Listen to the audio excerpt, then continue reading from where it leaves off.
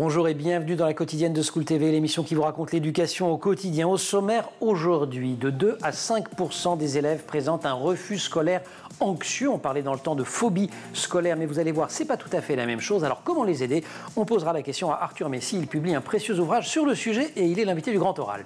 L'Anti-Sèche de Cécile Fournier. L'Anti-Sèche, vous le savez, c'est la façon dont l'actualité résonne dans les programmes. L'actu, c'est le bac français demain. Et au programme, il y a Colette que Cécile vous racontera. L'heure de la récré, toujours avec Cécile. Récré sportive et culturelle avec le pari de ce couple.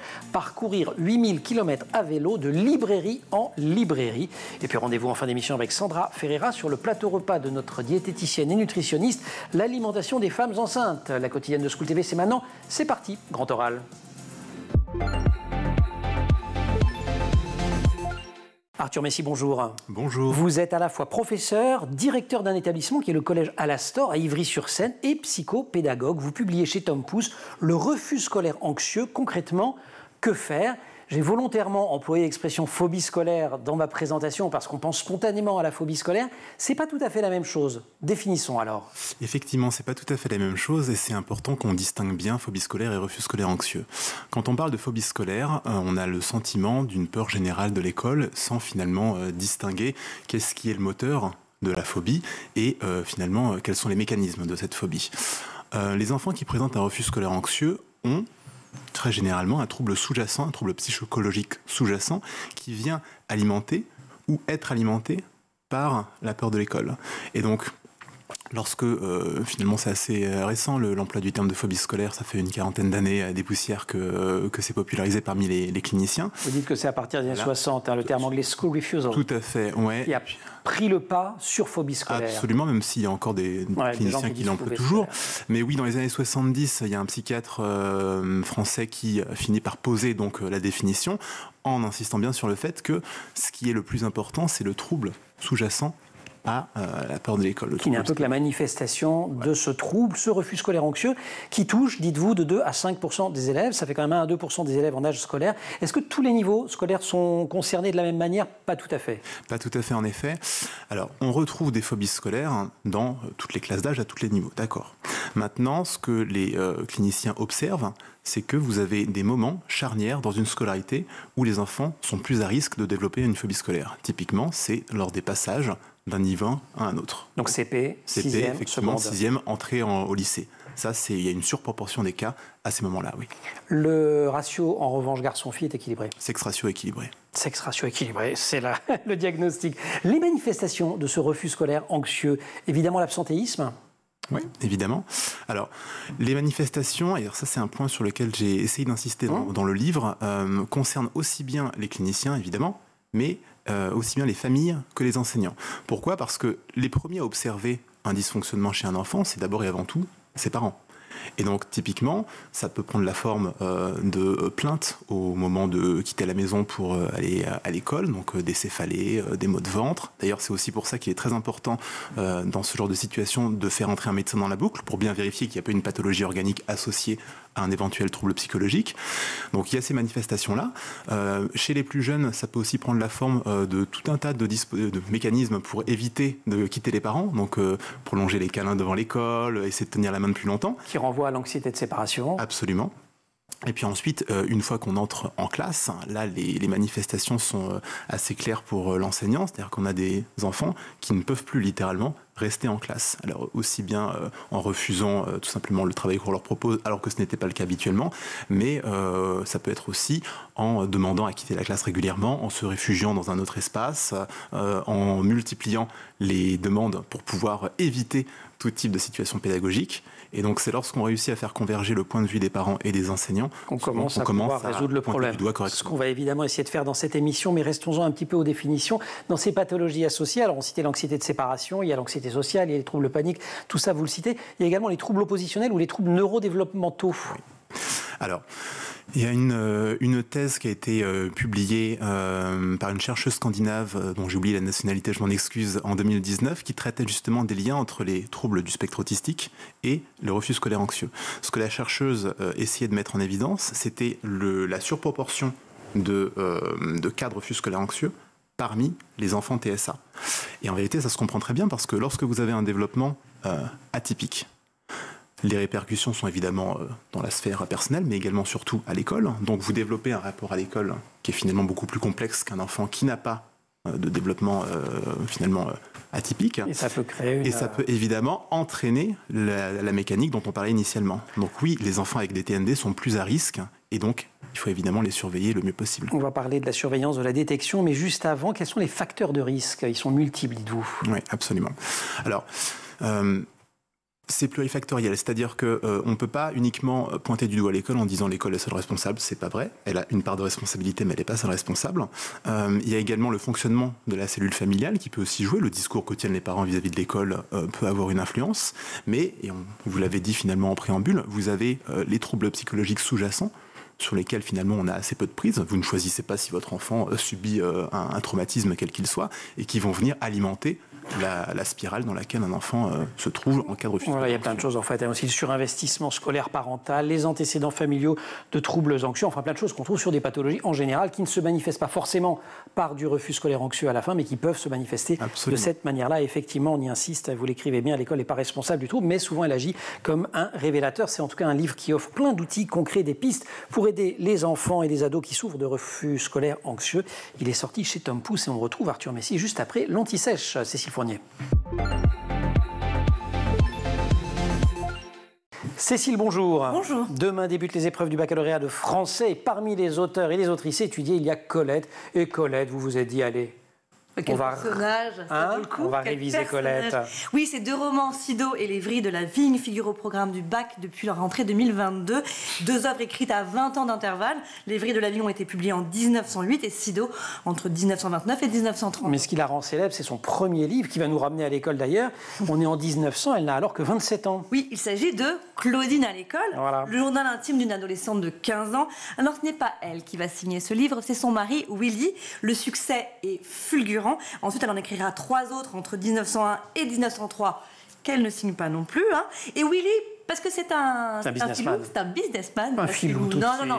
Il a du flair. Ouais. Il va exploiter le filon et il va créer des produits dérivés, des cigarettes, des gâteaux et le fameux, notamment Col Claudine. Les livres et les produits dérivés rapportent au couple 15 millions d'euros environ. C'est énorme. Oui, mais il n'y a que Willy qui signe les contrats, donc il n'y a que Willy qui va toucher l'argent. Ah là. Mais enfin, en 1904, elle va d'abord signer Colette Willy. Ouais. Et ensuite Colette. Alors Colette Willy, elle va signer Dialogue de bêtes dans lequel un chat et un chien discutent. Et là, c'est ça. Et là, dans sa vie privée, c'est sa première aventure avec une femme. Elle ne doit pas trop culpabiliser parce que Willy, pendant ce temps-là, lui, il est très volage. D'ailleurs, elle va beaucoup en souffrir de cette situation. Ils divorceront en 1906 après 13 ans de mariage. Mais bon, elle n'a pas un sou. Son papa, qu'elle adorait, le capitaine Colette, est mort. Et sa mère, elle vit misérablement. Donc, elle doit se réinventer. Elle se relance par le musical. Ouais. Et pas uniquement illustrée par son talent d'écrivaine. Donc. Exactement. Et puis aussi par sa personnalité. Colette, c'est une avant-gardiste sur bien des points. C'est une femme indépendante, rebelle. Elle a dû hériter ça de sa mère, qu'elle adorait, qui était surnommée... C'est Sido. Elle a des idées extrêmement modernes de par ses opinions. Elle est pour l'émancipation de la femme, contre le mariage. Elle défend la sororité et elle affiche, je vous rappelle l'époque, sans complexe sa bisexualité. Et pourtant, elle divorce aussi, c'est très moderne. Et pourtant, elle se défend d'être féministe, ça c'est assez intéressant. Elle dit détester les suffragettes et elle dit que les femmes ne doivent pas faire de politique parce que 2 à 3 jours par mois, elles sont irritable. Oui, c'est pas super féministe non plus. Non, pas très féministe, non. Elle est quand même très provocatrice en ce début du XXe siècle. C'est fou, très moderne. Elle se lance dans le musical, on l'a dit, et donc elle va dévoiler sa poitrine, ce qui n'avait jamais été fait avant elle. Ses amours aussi font beaucoup parler. Elle a une histoire d'amour avec Missy, qui n'est d'autre que la nièce de Napoléon III, qui s'habille comme un homme, alors qu'à l'époque... le pantalon est interdit. Les pantalons sont interdits pour les femmes. Ouais, une histoire qui durera 5 ans. Ensuite, elle a quand même une liaison avec le fils de son mari. Elle a 47 ans, il en a 17. Là aussi, ça fait jaser. Ça lui inspirera le fameux livre Le blé en herbe, dont je vous conseille la lecture vivement. On l'aura compris, c'est un personnage extrêmement sulfureux qui ne laisse pas indifférent. Mais ça n'enlève rien à son talent. Mais bien sûr, C'est la pionnière du genre autofiction puisqu'elle s'inspire fortement de son vécu pour écrire son roman. Et c'est comme une fine observatrice de la société, des gens. Son style est détaillé, ciselé. Son livre La Vagabonde sera sélectionné pour le Goncourt. Et Colette qui meurt à l'âge de 81 ans. Oui, elle souffrait visiblement de démence et elle s'éteint donc le 3 août 1954. Et si l'Église refuse un enterrement religieux, en revanche, elle a le droit aux funérailles nationales. C'est une première pour une femme. Elle est enterrée à Paris, au cimetière du Père Lachaise. Merci beaucoup. Cécile, il y a aussi un documentaire, je crois. Oui, qui s'appelle Extrait de la Grande Librairie. C'est disponible sur la plateforme France TV. Et il faut savoir aussi que sa maison natale se visite à Saint-Sauveur-en-Puisaye, dans l'Yonne. Voilà. On peut aller sur maisondecolette.fr pour en savoir plus. Et bon bac français à celles et ceux qui le passent. Cécile, merci beaucoup. Vous avez mention très bien avec les félicitations du jour. Que je suis encore des mentions de nos jours. C'est un truc de vieux que je vais vous faire. Grand oral, Arthur Messi. Si, à moins d'une hypothétique révolution copernicienne, il y a peu à attendre des autorités publiques à l'échelle nationale, les réseaux pluridisciplinaires implantés localement constituent un vivier de solutions sur lequel les enfants souffrant d'un refus scolaire anxieux peuvent s'appuyer en confiance et avec espoir. Voilà ce qu'écrit Arthur Messi en conclusion de son livre « Le refus scolaire anxieux, concrètement que faire ?», livre qui vient de sortir aux éditions Tom Pouce. Il y a un enjeu majeur, Arthur, qui est de détecter. Il y a donc des signes avant-coureurs du refus scolaire anxieux à la maison, à l'école. Il y a des trucs, vous les avez un tout petit peu décrits en première partie d'émission, mais il y a des choses hyper concrètes que les familles peuvent observer autour, par exemple, de la réticence à préparer son cartable. Il y en a d'autres. Vous dites, soyez attentifs. Effectivement. Alors, un enfant qui va mettre du temps à préparer ses affaires, qui va finalement être dans une logique d'évitement. Qui traîne, quoi. Exactement, qui traîne les pieds, en fait, qui rechigne, qui essaye d'inventer des excuses plus ou moins farfelues pour ne pas aller à l'école, c'est un signe d'alerte, tout à fait. Ça ne veut pas dire qu'il y a un refus anxieux pour autant. Faut si pas ça non trouve, plus, c'est juste... bon. Parce qu'il n'a pas envie, parce que ça nous arrive à tous, même quand on est enseignant. Voilà. Donc ça, c'est pas du tout, on n'est pas du tout en train d'alarmer les parents en disant à chaque fois qu'un enfant ne veut pas y aller, il y a un refus scolaire anxieux. Évidemment non. Simplement, c'est important, je crois, de rester attentif et si jamais cela perdure, là de commencer à poser des questions, peut-être d'abord aux médecins et le cas échéant ensuite à l'école pour faire converger les regards. Ça, c'est absolument. Alors pour les faire converger, il y a un outil très précieux, c'est page 38 et suivante. Je vous le montre parce que c'est visuel, hein. C'est un tableau. C'est toute une série d'items extrêmement concrets. Hein. L'élève présente-t-il des difficultés dans un domaine des apprentissages ? Oui, non, peut-être, je ne sais pas, etc. Et qu'on fait remplir aux professeurs, aux personnels de vie scolaire, aux personnels de direction. Et ça permet d'essayer de se faire un petit tableau de la situation. C'est l'objectif. Lorsque j'ai constitué le questionnaire, j'ai essayé de me mettre à la place, vous l'avez très bien dit, d'un personnel de vie scolaire, d'un collègue, peu importe, qui se retrouve un petit peu dépourvu face à un enfant ayant un comportement inhabituel. Et ce qui me semblait important, c'était d'être capable de matérialiser finalement ces symptômes pour ensuite transmettre ça aux soignants qui pourraient être évidemment amenés à travailler avec l'équipe, mais pour qu'il y ait déjà une première trace, que l'enseignant ou le personnel ne se sente pas seul et qu'on ait un point de départ. Et puis qu'on communique. Exactement, pour pouvoir ensuite travailler correctement si refus scolaire il y a bien. Il y a refus scolaire, on l'a diagnostiqué, on l'a établi grâce à votre questionnaire, grâce aux observations. Quels sont les dispositifs qui peuvent être mis en place pour assurer la continuité des enseignements en cas de déscolarisation ? Oui. Alors ça, c'est le cas finalement qu'on cherche tous à éviter au moment où l'enfant est déscolarisé, mais il arrive que cela se produise. Alors, vous avez des dispositifs qui sont plus ou moins officiels. Et puis, le SAPAD. Par exemple, alors ça, c'est effectivement dans la liste des dispositifs officiels. Soutien scolaire à domicile. Tout à fait. Où ce sont des enseignants, pour le coup, qui assurent, ou en tout cas essaient d'assurer la continuité des enseignements pour les enfants qui ne peuvent plus aller à l'école. Donc ça, c'est quand ça peut être mis en place, très bien, mais c'est pas toujours... C'est pas évident. C'est pas simple. Il y a des unités hospitalières qui parfois accueillent les enfants. Tout à fait. Donc il y a l'une que je cite en particulier, c'est celle de l'hôpital de Montpellier, qui est particulièrement réputée. D'ailleurs, il y a plusieurs auteurs en bibliographie sur lesquels je me suis appuyé et que je remercie d'ailleurs, même s'ils ne me connaissent pas, parce que c'est aussi grâce à eux que j'ai pu écrire ce livre. Mais en tout cas, oui, il y a plusieurs unités hospitalières dans le secteur public. Mais à nouveau, peu de place, beaucoup de demandes. Et très souvent, les équipes pédagogiques essayent de s'adapter de manière et ça, c'est ce que vous dites qui est essentiel dans tous les cas, c'est qu'il faut que le lien avec l'établissement soit maintenu. C'est fondamental. Parce que sinon, il n'y aura pas de retour. On parlera du retour après la Il y a le collège Alastor, alors aussi, à Ivry-sur-Seine, que vous dirigez. C'est un collège privé? Tout à fait. Alors, l'objectif pour nous, c'est d'accueillir des enfants qui ont pour point commun d'avoir des troubles des apprentissages. C'est ça. D'accord. Donc, aussi bien des enfants avec un TSA ou des enfants porteurs d'une dyslexie. Les troubles du spectre autistique. Par exemple, et de leur proposer une scolarité qui soit évidemment conforme à ce que préconise l'éducation nationale, puisque pour certains d'entre eux, on ira jusqu'au brevet, mais en tout cas de leur proposer une scolarité adaptée pour les aider à progresser scolairement, mais aussi à retrouver le plaisir d'apprendre, le plaisir d'être avec leur père. Et à parler aussi de pédagogie, parce qu'il y a un rôle fondamental des enseignants dans cette histoire-là. Tout à fait. Et donc l'autre élément qui est un peu particulier chez nous, c'est qu'on a sur place des soignants qui viennent travailler en coopération avec les enseignants pour établir une vraie cohérence entre ce qui est fait en cabinet et ce qui est fait en classe. Qu'est-ce qu'on peut faire, Arthur Messy, face à une famille qui n'est pas très impliquée ou qui est un petit peu opposante au projet de soins de l'enfant? Genre non, il n'a rien... 3 coups de pied dans le derrière et ça ira mieux. On fait tout pour être patient et surtout pas les braquer, parce qu'en fait, si on perd la famille, on perd tout le monde. C'est ça. Donc le plus important, c'est d'être capable de quitter parfois nos œillères de spécialistes, d'être capable de faire preuve d'un peu d'humilité, d'accepter que le travail va être long et compliqué et de trouver des biais pour réussir à établir un lien. Même passer par le médecin scolaire, le psychologue, le trouver des tiers de confiance. Qui que ce soit, des alliés. Par la nourrice, en tout cas s'appuyer sur toutes les personnes qui peuvent venir aider l'enfant. Le refus scolaire anxieux, concrètement, que faire? Agir au sein de l'école, mais pas seulement, vous l'aurez compris. Bouquin d'Arthur Messy absolument formidable qui vient de sortir chez Tom Pouce et on retrouve Arthur Messy après la récré. Rebonjour Cécile, pour cette récré. Aujourd'hui, vous revenez pour nous sur l'aventure incroyable d'un couple qui a décidé de relier Paris à Oulan-Bator, c'est en Mongolie, à vélo et en plus en faisant des étapes pas n'importe où. Et oui, ils s'appellent Zoé David Rigaud et Jaroslav Kakurek. Il y a un an débutait leur périple de plus de 8000 km à vélo et c'est la petite spécificité de l'expédition. L'idée était d'aller visiter les librairies des différents pays traversés. Et là, ils en sont où?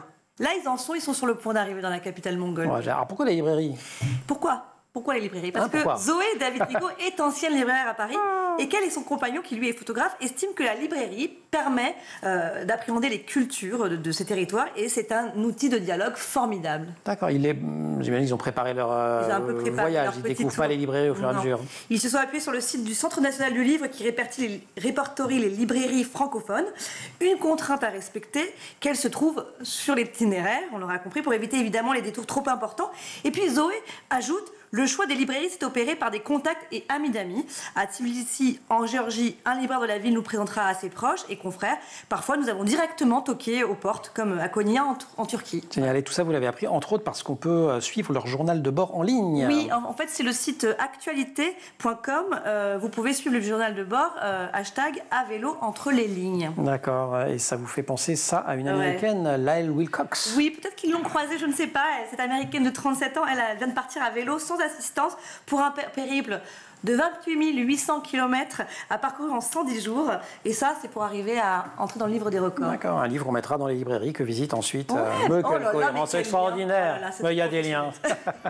Cécile, merci beaucoup. Arthur Messy, le refus scolaire anxieux, grand oral. Le refus scolaire anxieux dont on parle depuis le début de cette émission autour de cet ouvrage. Concrètement, que faire? Il est sorti chez Tom Pouce. Alors, on l'a identifié en première partie d'émission. Les soins ont été réalisés. La continuité scolaire a été maintenue, voire rétablie. Maintenant, il va falloir gérer la réintégration à l'école. Et il en est évidemment question dans votre livre. Quelles sont les grandes étapes d'une réintégration réussie? On a bien compris que la première, c'était de ne pas avoir perdu le lien.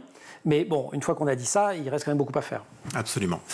Alors, la première étape, c'est d'anticiper finalement le retour de l'enfant à l'école en travaillant dans le cadre de la psychothérapie avec le ou la psychologue et la famille pour que l'enfant s'entraîne à être exposé aux situations qui peuvent provoquer des crises avant même qu'il remette les pieds au sein de l'établissement. Donc ça, c'est un travail qui est de longue haleine, qui est de la prérogative de l'équipe de soins et qui finalement est la première pierre sur laquelle ensuite tout va se construire. En faisant vraiment de l'enfant le premier acteur du soin et de la thérapie et de ce qui va lui permettre de retourner à l'école. Absolument, tout à fait. L'objectif de manière très concrète, ça va être par exemple d'amener l'enfant jusqu'aux grilles de l'établissement et puis de repartir. On ne demande pas forcément de rentrer. Et puis la fois d'après, on essaiera peut-être d'entrer dans l'école. peut-être que ça ne marchera pas, donc on repartira à l'étape 1. Donc il y a ce travail qui est effectué par les soignants. Je dis les soignants parce qu'en fait, peu importe finalement l'étiquette, que ce soit le médecin psychiatre lorsqu'il est disponible ou les psychologues, en fait, ce qui compte, c'est que l'enfant soit correctement suivi. Mais donc on réintègre progressivement l'enfant. L'un des éléments très concrets qui peut être mis en place au sein d'un établissement, c'est la désignation d'une personne ressource. Alors oui, professeur référent, ça vous insistez beaucoup sur son rôle. Absolument. Ouais. Lien avec les familles, lien avec l'enfant, personnalité de confiance. Mais enfin, il n'y a pas que ça quand même. Vous suggérez aussi des aménagements pédagogiques pour favoriser la scolarisation, ce qui n'est pas forcément super simple à mettre en place dans un établissement, parce que il faut changer d'organisation, quoi. Absolument. Il faut changer d'organisation, il faut aussi changer de philosophie. C'est ça. Il faut changer de culture, en fait. Et alors, ça ne se fait pas du jour au lendemain. En fait, l'une des raisons pour lesquelles j'ai écrit le livre, c'est aussi pour proposer aux collègues de réinterroger certains éléments qu'on pense parfois acquis sur notre manière d'enseigner, sur notre rapport aux familles, notre manière de noter, en fait. Et quand on y pense, nous, on les a intégrés parce qu'anciens bons élèves, on s'en est tout à fait accommodés, mais ça ne correspond pas forcément à tout le monde. Oui, c'est ça. Vous insistez beaucoup sur la bienveillance. Vous donnez des conseils super concrets sur l'organisation de l'espace classe, sur la circulation avec les élèves, sur comment concrètement, c'est un petit guide de pédagogie qui ne concerne pas seulement les élèves en refus scolaire anxieux, votre bouquin. Pas du tout. En fait, vous avez eu la courtoisie d'expliquer que je travaillais avec des enfants qui ont des troubles neurodéveloppementaux. Ce qu'on s'aperçoit quand on travaille avec ces enfants-là, c'est que ce qui est bon pour eux, c'est bon pour tout le monde. C'est ça. Un aménagement pédagogique pour un enfant porteur d'un trouble du spectre autistique ou d'une dyslexie, on pourrait tout à fait l'utiliser pour un autre enfant, sauf que l'enfant ira peut-être un peu plus vite, forcément, puisqu'il sera moins gêné, mais ce sera tout à fait efficace aussi. C'est ce que vous expliquez, moi ça m'avait frappé dans le passage sur la différenciation pédagogique, parce qu'en fait ça profite absolument à tous les élèves, refus scolaire ou pas. Il y a quand même quelques attitudes à proscrire face à un élève qui manifeste son anxiété en classe. Absolument. Comme je l'avais dit tout à l'heure, l'importance avec les familles en tant que professionnels, c'est de jamais se braquer. Et finalement, c'est un petit peu pareil avec les enfants, aussi difficile que ce soit. Et le métier est difficile, personne ne le nie. Aussi difficile que ce soit, lorsque on sent qu'on n'est plus émotionnellement en capacité de gérer un enfant, je pense que le mieux, c'est d'être capable de faire un pas de côté et de dire non mais là j'ai besoin, en tant que professionnel, d'un coup de main. Donc j'ai besoin de transférer mon groupe temporairement à quelqu'un, j'ai besoin de me retirer. Mais en tout cas, on est obligé de conserver une attitude qui soit la plus possible neutre et professionnelle quand on travaille avec ses enfants. Une bienveillance ferme, vous dites. C'est un peu ça quand même. C'est un peu ça, effectivement. C'est un peu ça. Tout en sachant que c'est très difficile à atteindre et que moi le premier, un peu de zénitude. J'ai du mal lorsque je suis leur crier dessus quand même. Évidemment, ça c'est quelque chose qu'on travaille. Des remarques désagréables. Oui, ça, c'est des conseils très concrets que vous donnez. Absolument, mais c'est pas parce que on ne le fait pas que c'est forcément quelque chose de simple à mettre en œuvre. C'est-à-dire que c'est un travail de tous les jours. Et je le dis encore une fois, vous mettrez 3 séances de yoga par-dessus tout ça. Il y a quand même des moments délicats pour ces enfants. C'est les évaluations typiquement quand ils reviennent à l'école. Ça c'est vraiment un moment de cristallisation. À nouveau, là vraiment le point sur lequel j'insiste en m'adressant aux collègues, c'est vraiment de bien fixer les priorités. Lorsqu'un enfant revient en classe après un épisode de refus scolaire anxieux, c'est déjà une victoire. Et la priorité, c'est pas de réussir à nouveau, de savoir s'il est capable d'avoir 15 ou 16 à son évaluation de mathématiques ou de français. C'est pas le sujet. Donc la notation et puis même in fine le passage au niveau supérieur, c'est plus une priorité. Ce qui est vraiment fondamental, c'est que l'enfant à nouveau reste en classe, puisse avoir à nouveau des liens avec ses pairs, puisse avoir confiance en l'adulte. Et si jamais... Et le reste viendra. Le 16 viendra probablement, mais par la suite, tranquillement.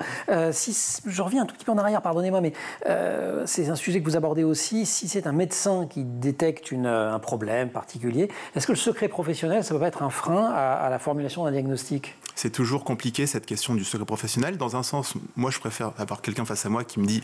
Je suis contraint par le secret parce que ça veut dire qu'il y a un respect de l'éthique et c'est très bien.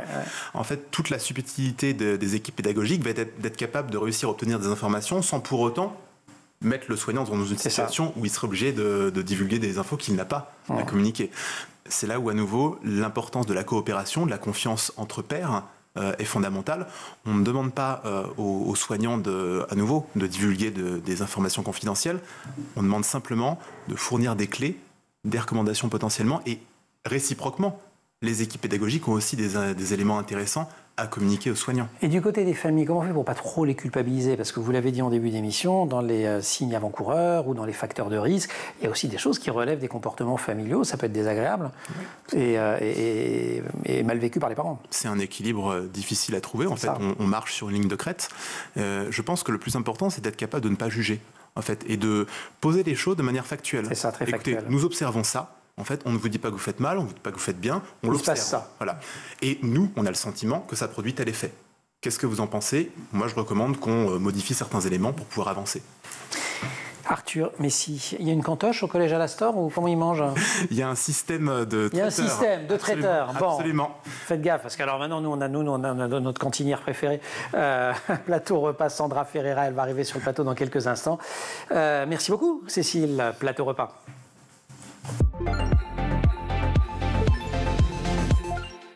Et comme chaque semaine, on pousse les portes de la cantoche de la quotidienne. Bonjour, Sandra, je dis que vous étiez cantinière, ça vous va? Voilà. Bon, oui, diététicienne et nutritionniste dans la vraie vie. Et puis en plus, ça c'est même pas pour la cantoche, puisqu'on va parler aujourd'hui de l'alimentation des femmes enceintes, près de 680 000 en 2023. Bien manger durant la grossesse, c'est possible, mais il faut avoir quand même quelques informations utiles. On va comme déjà rappeler pourquoi c'est important de bien manger pendant la grossesse. Ça semble assez logique, mais bon. Ça semble assez logique, mais parfois on oublie, on pense que c'est que pour le bébé ou que la maman. Il faut rappeler que c'est pour les deux. Hein. Le bébé pour son développement, bien évidemment, il a besoin de protéines, de bonnes graisses, de bons sucres, de vitamines, de minéraux. Et puis pour la future maman elle-même, qui va être en meilleure santé pendant la grossesse, avec Donc j'imagine moins qu'on de doit risques. Diversifier. Qu'est-ce qu'on ingère alors? Alors ce qu'on va ingérer, c'est suffisamment de bons aliments pour que tout se passe bien. C'est important de rappeler que si la maman mange bien, il y a moins de risque de diabète gestationnel. Alors il y a quelques conseils simples. Hein. Manger 3 repas par jour quand même, éviter de sauter, parce que plus on reste à jeun, moins c'est bon pour le bébé également. On respecte la faim, éventuellement 1, 2, 3 collations intermédiaires. Alors, une collation, c'est vraiment tout petit. Hein. C'est un laitage, un fruit, ça va être une compote avec un verre de lait, quelques amandes. On est sur des petites collations. On retient qu'il faut manger varié, coloré. À partir du moment où l'assiette est colorée, on est plutôt bon. Les régimes, tout ça les régimes, non, pas de générale, privation inutile ou de régime. Ça peut nuire au bébé et puis fatiguer, tout simplement. Pas trop d'aliments transformés, mais ça vaut pour tout le monde. Effectivement, sont souvent trop gras, trop salés, trop sucrés. Lorsque vous avez soif, chère femme enceinte, buvez de l'eau. Ah, la vodka, non, c'est toujours pas? Non, toujours pas. C'est toujours pas dans les recommandations de l'OMS. Et pour prévenir toutes les toxi-infections qui existent alimentaires, comme la toxoplasmose, là on est sur un parasite, la listeria, là, une bactérie. Ça c'est effroyablement dangereux. Attention, c'est très dangereux. De manière générale, il y a certains aliments aussi, là on dit les chèvres, tout ça. Ouais. Mais s'il y avait une chose à retenir pour que ça soit très simple, c'est on lave tout ce qui est cru, je parle des crudités, on lave très très bien minutieusement, on évite même d'ailleurs ce qu'il y a au restaurant, et surtout on évite tout ce qui est cru ou mi-cuit. Ouais, voilà. C'est ça. Si vraiment on veut faire comme ça fait un aide-mémoire absolument efficace. Bon, on mange pour deux, on mange pas vraiment pour deux au sens propre du terme. Mais c'est ça, c'est qu'on mange pas le double, quoi. Deux, mais on mange pas deux fois plus, mais 2 fois mieux. C'est important de le rappeler, hein, que c'est la qualité qui va devoir être importante. Le besoin en calories est vraiment très peu augmenté. On n'a pas besoin d'énormément augmenter. La petite collation est suffisante. Pensez qualité, variété et couleur. Les produits allégés? Les produits allégés, alors déjà que pour une personne non enceinte, ça n'apporte pas en soi quelque chose d'intéressant. Là, encore moins. C'est mieux d'en limiter la consommation. J'ai une étude que j'ai retrouvée, menée auprès de 59 000 femmes enceintes, qui a conclu, n'ayez pas trop peur, mais c'est important de le dire, une canette de boisson gazeuse sucrée à l'aspartame par jour. Ces femmes-là, qui en consommaient, voyaient leur risque d'accoucher prématurément augmenter de 38%. Et ça s'élève à 78% pour la consommation de ces mêmes canettes, mais 4 par jour. Donc on arrête le bip bip zéro. Alors on fait attention, extrêmement attention. Cette étude, j'en ai trouvé qu'une. Ouais. On va pas. Il y a peut-être d'autres facteurs, etc. D'autres études nécessaires. Bon, en tout cas, de toute façon, c'est pas une très bonne idée en règle générale. Ça l'est encore moins quand on est enceinte. Végétarisme, végétalisme pendant la grossesse. Par exemple, je me souviens que pour les petits-enfants, vous disiez de faire un peu gaffe. Faire attention, c'est-à-dire que oui, une femme enceinte qui serait végétarienne ou végétalienne, je ne vais pas lui dire de changer sa façon de faire, mais il faut faire attention à certaines choses, une attention particulière au fer, à la vitamine B12, D, calcium et oméga 3, mais ça, vous voyez votre médecin généraliste ou votre gynécologue ou votre diététicien nutritionniste, si vous en avez un, qui va adapter tout ça. S'il y avait 2 choses à retenir, c'est si vous êtes enceinte et végétalienne, attention, la supplémentation en vitamine B12 est quand même fortement recommandée, vous voyez encore votre médecin à ce sujet. Et puis le fer est moins absorbé que lorsqu'il est végétal. Si on veut le fixer, qu'est-ce qu'on mange? C'est bien d'avoir un fruit avec son repas, type des lentilles, et on finit avec un kiwi. Et là, on est très bien, c'est beaucoup mieux absorbé, tout simplement. Génial. Et si les femmes enceintes n'ont pas faim? Oui, ce qui peut arriver. Le manque d'appétit à cause de la fatigue des nausées, des hormones. Donc, si elle n'a pas faim, j'ai envie de dire, respectez votre faim. C'est pas trop grave. Votre absence de faim, s'il n'y a vraiment pas de faim, ne vous forcez pas trop non plus. En revanche, si vous avez faim, mais que l'appétit n'est pas trop là, vous voyez, les odeurs vous dérangent, etc. Mangez quand même quelque chose qui soit nourrissant. On ne va pas manger des choses industrielles. C'est pas parce qu'il y a un repas ou même une journée qui est déséquilibrée qu'on met en danger son bébé ou soi-même. Et puis vous avez une astuce nausée, ça va plaire. Astuce nausée, le gingembre. Ça marche très bien. Testé et approuvé par la diététicienne et cantinière que je suis. Sandra, merci beaucoup pour tous ces conseils, comme toujours excellents. Merci beaucoup Arthur Messi de nous avoir accompagnés dans cette émission. Pour d'autres conseils tout aussi excellents, cette fois sur le refus scolaire anxieux. Concrètement, que faire, agir au sein de l'école, c'est aux éditions Tom Pouce, ça vient de sortir. Et puis merci aussi, comme d'habitude, à toute l'équipe de l'émission, Laure Audemont au maquillage, Marine Plantec, assistée par Pénélope Day pour la préparation de l'émission, qui en régie aujourd'hui sont au son avec Thibaut Goury-Lafont, à la réalisation avec Romain Luc. Vous restez sur School TV, vous nous retrouvez nous en permanence sur Internet et sur les réseaux sociaux.